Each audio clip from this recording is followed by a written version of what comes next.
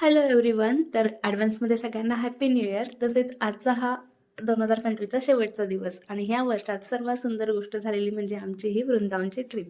वृंदावनला जायचा प्लॅन केला. साक्षात देवाचे दर्शन झाले, म्हणजेच प्रेमानंद महाराजांच्या आम्ही पदयात्रेमध्ये आम्हाला दर्शनाचा लाभ भेटला. त्यामुळं हा जे वर्ष मागच्या वर्षाचं जे होतं ते खूपच स्पेशल होतं.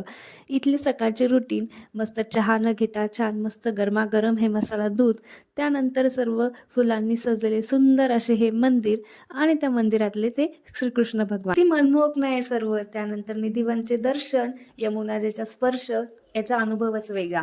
प्रेम मंदिराचं हे जे आमच्या हॉटेलवरून दिसणारं व्ह्यू आणि त्यानंतर आश्वीचं हे ते लुक, नंतर रात्रीतील प्रेम मंदिराची लाइटिंग आणि इस्कॉन टेम्पलमधले हे डान्सिंग. राधा नामावरती थिरकल्यानंतर चारधाममधील राधाकृष्णाची ही मूर्ती बघून तर अगदी मनच थक्क झालं. तसेच येथील प्रतिमाच्या त्या गोष्टी आहेत त्या आश्वीतीच्या ऐकायची उत्सुकताच वेगळी आणि त्या सांगण्यातही वेगळाच अनुभव. मग आता ह्या वर्ष तर इतकं लक्की होतं की आमचं तर वृंदावन तर झालंच, तसेच वृंदावन झाल्यानंतर बरसानाचाही दर्शनाचा योग आला. हे तर भाग्यच वेगळं.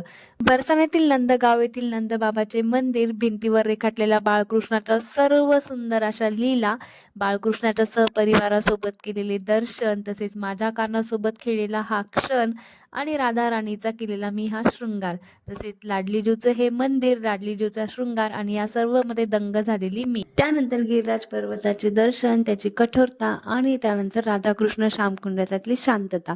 तर हे सर्व एक अनुभव म्हणजे एक वेगळाच अनुभव होता आणि हा सर्व अनुभव आम्ही 2025 मध्ये अनुभवला.